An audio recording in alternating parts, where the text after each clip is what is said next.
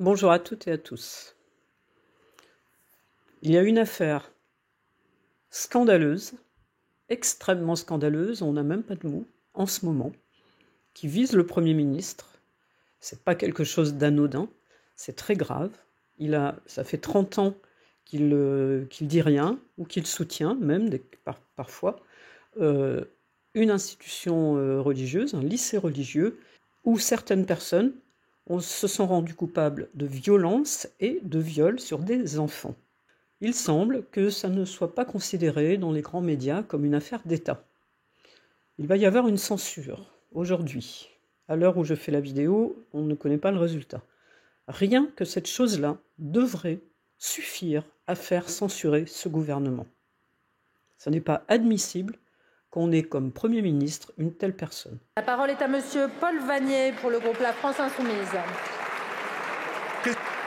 Monsieur le Premier ministre, pourquoi n'avez-vous pas protégé les élèves de l'école Notre-Dame de Bétharram, victimes de violences pédocriminelles? Dès que quelqu'un occupe des responsabilités, on s'ingénie à inventer de toutes pièces des scandales dont le rebond sera naturellement recherché. Saisi à de multiples reprises de ces violences, vous avez toujours affirmé n'avoir rien su, rien vu, rien entendu. La chronologie reconstituée par Mediapart, Le Monde et la presse locale vous contredit pourtant entièrement. Et j'ai du coup cherché sur Google. Sur Google, on trouve beaucoup de choses. Donc voilà, en mettant plainte Bétharram, simplement plainte Bétharram, on trouve tout ce qui est intéressant. Au début, bien entendu, il y a les documents récents, donc cela ne m'intéresse pas. Ce qui m'intéresse, ce sont les documents anciens. Il y en a qui datent de plus d'1 an. Et Bayrou ne peut pas dire que ça n'existe pas et qu'il n'était pas au courant. Ça n'est pas possible. Sud-Ouest, 10 septembre 2024, dossier. Affaire Bétharram et violences sexuelles. On va le regarder d'un peu plus près.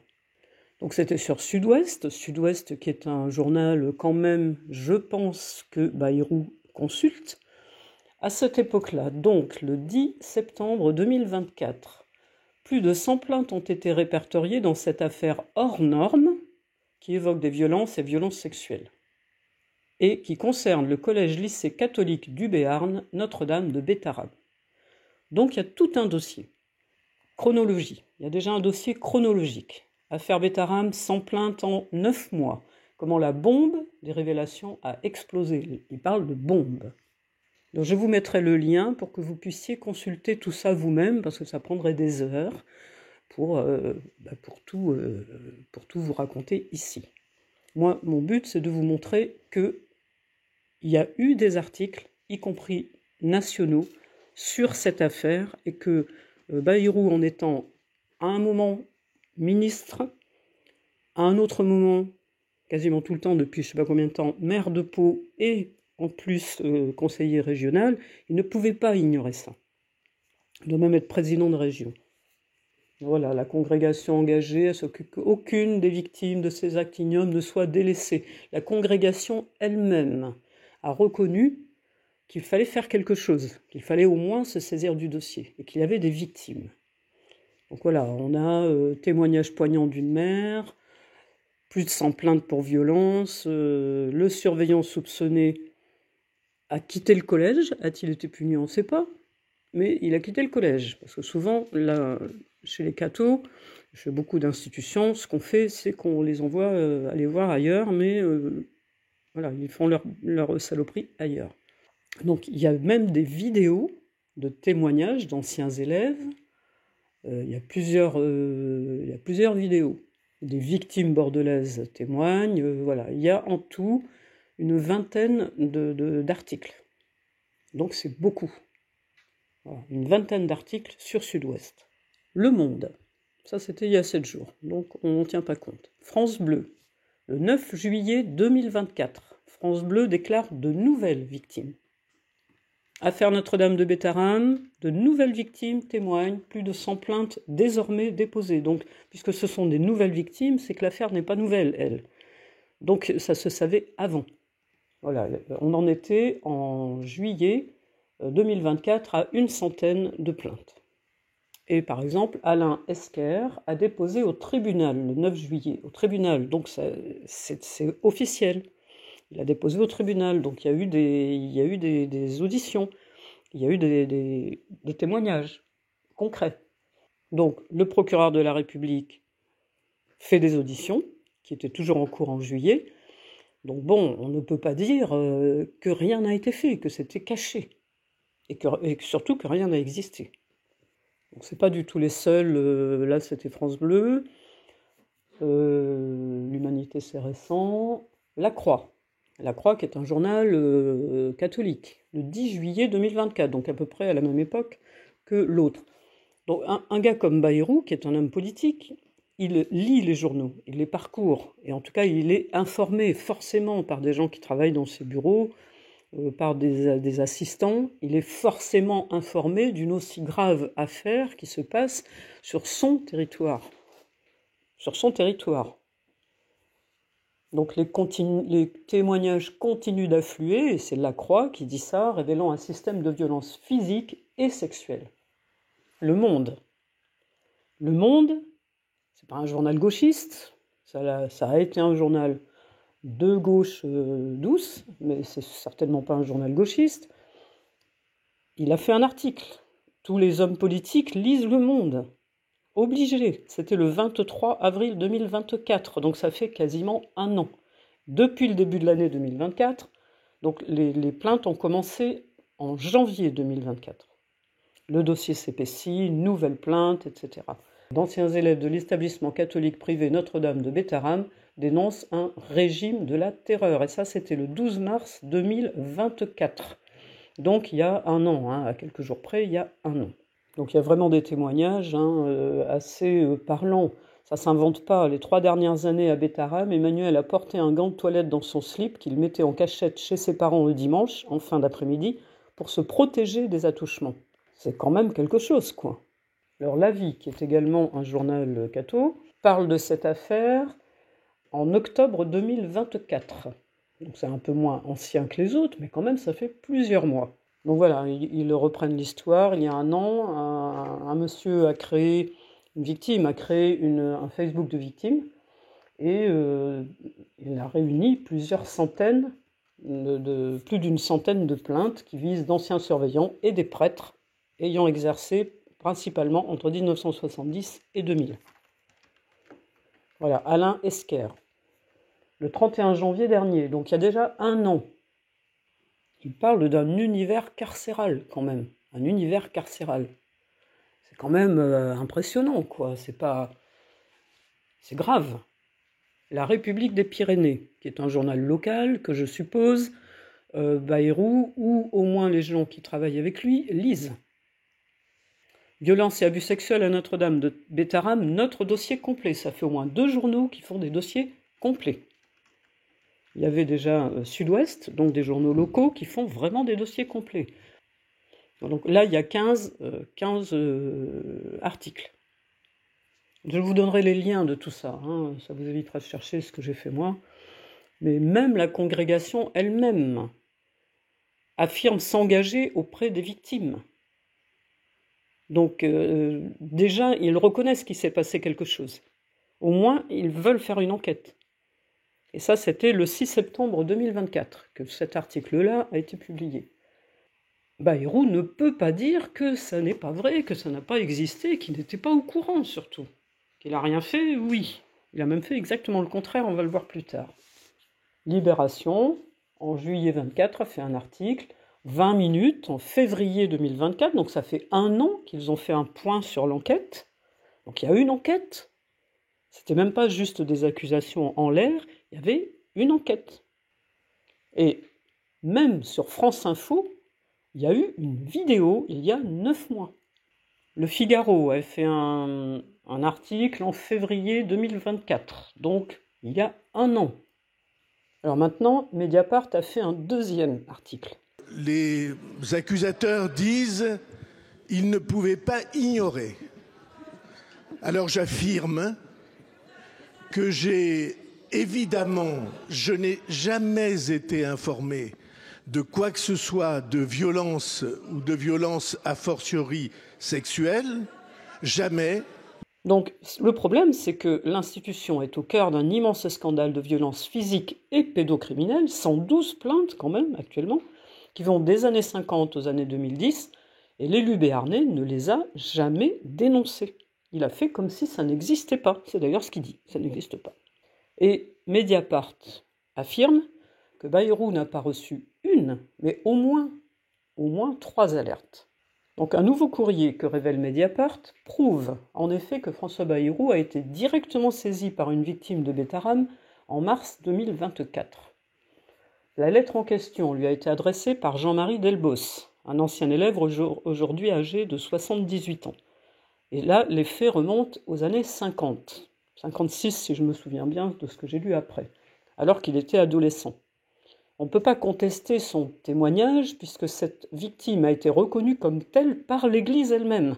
Par l'Église elle-même, l'Église a reconnu. Et ce monsieur a été indemnisé à la suite d'un accord en mars 2023. Il était temps, 78 ans, le pauvre, il était temps qu'il soit reconnu victime et indemnisé. Et ça par l'Église.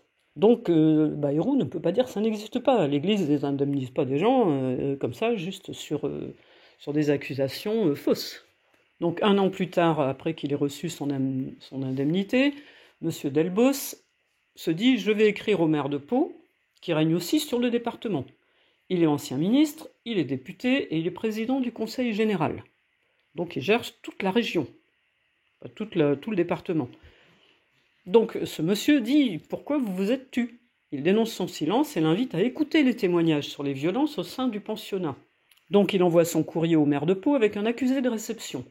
Le document a bien été remis le 20 mars 2024, soit environ 1 an. Et c'était envoyé nommément à M. François Bayrou. Bon, même si c'est un de ses secrétaires qui l'a reçu, quand même, il ne peut pas avoir ignoré ce courrier, c'est pas possible. Donc malgré la précision de ces témoignages écrits, et la souffrance qui s'en dégage, la victime n'a jamais reçu la moindre réponse. Bayrou, il a dû se dire, le monsieur, il a 78 ans, qu'est-ce qui vient de nous embêter, 50 ou 60 ans après, voilà. Par contre, ce que monsieur dit, cette victime dit, c'est que ça n'a pas cessé après. Il n'a pas été la seule victime, ça n'a pas cessé. Donc Matignon n'a pas voulu répondre à Mediapart, voilà. Deuxième alerte, qui a été également ignorée par François Bayrou. Dans sa réponse au député Paul Vannier, voici ce que dit Bayrou. Lorsque la première plainte est déposée, j'ai quitté déjà le ministère de l'Éducation nationale depuis des mois. Donc il affirme qu'il n'était pas ministre d'éducation à l'époque. Or, c'est faux. La première condamnation d'un surveillant général pour des faits de violence date de juin 1996. Et donc, Bayrou était bien ministre à l'époque. Comme ça a été raconté dans l'article précédent de Mediapart, le ministre avait même cru bon d'organiser une visite officielle dans l'établissement, en mai 1996, en sa qualité de ministre, 1 mois après le dépôt de plainte de la victime, et alors que l'affaire était largement commentée dans les médias, y compris nationaux. Il avait fait alors directement référence à cette première plainte, et qu'est-ce qu'il a trouvé à faire ? Il a défendu l'institut religieux, Bétarame. Voilà ce qu'il disait. Nombreux sont les Béarnais qui ont ressenti ces attaques contre Bétarame avec un sentiment douloureux et un sentiment d'injustice. Quand même, quand il y a beaucoup de gens qui se plaignent, c'est qu'il y a un problème. Donc c'est ce qu'il avait déclaré dans Sud-Ouest. Donc Sud-Ouest, il connaît. Avant d'engager sa responsabilité, pour défendre l'établissement, il a carrément défendu l'établissement. Toutes les informations que le ministre pouvait demander, il les a demandées. Toutes les vérifications ont été favorables et positives. Le reste suit son cours. Les autres instances qui doivent s'exprimer le feront. Ça, c'est ce que rapportait l'article. 2 ministres en pèlerin, voilà le titre déjà. À la même période, une enseignante en poste à Bétarame, qui était enseignante de septembre 1994 à septembre 1996, elle déclare elle aussi avoir alerté celui qui cumulait alors les casquettes de président du Conseil général et de ministre de l'Éducation nationale. Françoise Gullung, je ne sais pas comment on prononce, ancienne professeure de maths, explique avoir parlé de violence physique contre des élèves à Elisabeth Bayrou, qui est l'épouse de François Bayrou, qui à l'époque assurait le catéchisme dans l'établissement. Puis elle a prévenu son époux, Bayrou donc, à l'occasion d'une remise de médailles. Donc elle leur a parlé face à face, les yeux dans les yeux, directement. Le précédent, c'était une lettre, il peut toujours dire qu'il ne l'a pas reçue, qu'on ne lui en a pas parlé. Mais là, non. Sa femme est au courant, donc forcément, elle prévient son mari, je suppose, qui se cause un peu de temps en temps. Et lui, il est prévenu directement par cette professeure, et rien ne se passe. Elle explique qu'il a minimisé en disant que j'exagérais sans doute un peu. C'est ce qu'elle a dit en juillet 2024 dans Le Point. Donc, même elle, dans Le Point, elle en a parlé. Et elle a parlé du fait qu'elle avait parlé à Bayrou. Je sais que l'infirmière de l'école lui a aussi écrit des courriers.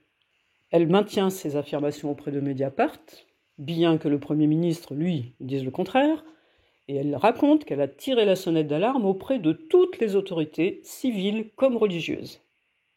Et elle dit le problème, c'est que nous sommes dans un monde extrêmement clos. L'avocat historique de Bétharam, Serge Legrand, autour duquel une grande partie du barreau palois a fait bloc lors de l'affaire de 96, était aussi engagé en politique, devinez où, à l'UDF, le parti de François Bayrou, avant de devenir le MoDem. Pendant 30 ans, François Bayrou n'avait jamais eu aucun mot pour les victimes ou les plaignants de cette affaire. Ce mardi, à l'Assemblée, il les a un peu évoqués. Interrogé par Mediapart, Jérôme, père de la première victime de violences physiques de 96, qui lui a subi des violences, il a été frappé, et ça lui a occasionné la perte de l'audition. Donc le père est extrêmement en colère. Son fils était dans la même classe que le fils de Bayrou, Calixte, lorsqu'il avait alerté tout l'établissement des violences qui y existaient. Donc François Bayrou avait son fils dans la même classe qu'un enfant qui est sorti handicapé suite à des violences. En tant que ministre de l'Éducation nationale, il était responsable. Qu'a-t-il fait des alertes? Rien, dénonce ce père de famille. Il accuse François Bayrou de cacher le fait de n'en avoir rien fait à l'époque. Aujourd'hui, François Bayrou doit s'expliquer et arrêter de se réfugier derrière son amnésie. Quand on est aux responsabilités, on s'explique, on assume et on ne profite pas de son pouvoir pour continuer à tout étouffer. C'est ce que dit ce papa. Et s'il est véritablement amnésique, Bayrou ne peut plus assumer ses fonctions et doit quitter son poste. Une troisième alerte a été ignorée par François Bayrou. Il y a bien eu une affaire judiciaire datant de 1998, qui est survenue alors que Bayrou n'était plus ministre, comme il l'a dit devant les députés. Un directeur de Notre-Dame de Bétharam, le père Caricard, a été mis en examen pour viol, Mais là encore, si François Bayrou prétend ne jamais avoir été alerté, les éléments prouvent le contraire. Comme Mediapart l'a déjà écrit, le maire de Pau, qui n'était effectivement plus ministre, avait rencontré le juge d'instruction saisi de l'affaire pour évoquer ce dossier, pourtant couvert par le secret de l'instruction. Donc le juge et Bayrou se sont rencontrés. Ça n'était pas une audition au sein du tribunal, c'était une rencontre privée. Notre rencontre de l'époque ne portait pas sur autre chose, c'était spécifiquement sur ce dossier, notamment parce que l'un de ses enfants était scolarisé à Notre-Dame de Bétharam, a confirmé le juge Christian Mirande à Mediapart. C'est un juge. Il publie son nom. Il n'a aucun intérêt à mentir, donc on ne peut que croire ce qu'il dit. François Bayrou avait d'abord démenti cette rencontre, avant de la reconnaître, mais bien entendu en la minimisant. Auprès de Mediapart, Thierry Sagard-Doito, j'espère que je prononce bien, avocat du plaignant pour viol, estimait d'ailleurs évident que François Bayrou ait été avisé de la plainte. Et ce d'autant plus qu'Elisabeth Bayrou, la femme de François Bayrou, s'était rendue aux obsèques du père mis en cause pour viol. Ce père s'était suicidé juste avant une nouvelle convocation par le juge d'instruction. Donc, elle va à l'enterrement, elle savait bien qui s'était suicidé, et elle savait bien pourquoi. Donc, par conséquent, François Bayrou également. Et François Bayrou persiste à blanchir Notre-Dame de Bétharam. Devant la représentation nationale et sous certains applaudissements, vous pouvez repérer lesquels, le Premier ministre a annoncé porter plainte pour diffamation. Je peux vous assurer que tout est faux et qu'une plainte en diffamation sera évidemment portée. Ce qu'à mon avis, il ne fera pas. Il a posé cette question comme deuxième preuve du fait qu'il n'était au courant de rien, et ça, moi, je trouve que c'est très grave, parce que ce qu'il dit, effectivement, n'importe quel parent penserait comme ça, mais c'est pas ce qu'il a fait. Est-ce que vous croyez que nous aurions scolarisé nos enfants dans des établissements dont il aurait été soupçonné ou affirmé qu'il se passe des choses de cet ordre? Par cette interrogation, François Bayrou blanchit une nouvelle fois l'établissement de ses enfants. Pourtant, il y avait bien plus que des soupçons ou des affirmations sur Notre-Dame de Bétharam, puisqu'un surveillant a été condamné pour des violences physiques en 1996. En 2000, lorsque l'élu questionnait le juge Mirande, le directeur de l'établissement était lui mis en examen pour viol. Si François Bayrou assume avoir laissé son enfant dans une institution gravement mise en cause, il l'a fait en toute connaissance de cause. Moi, je serais à la place de son fils, je serais probablement pas très content.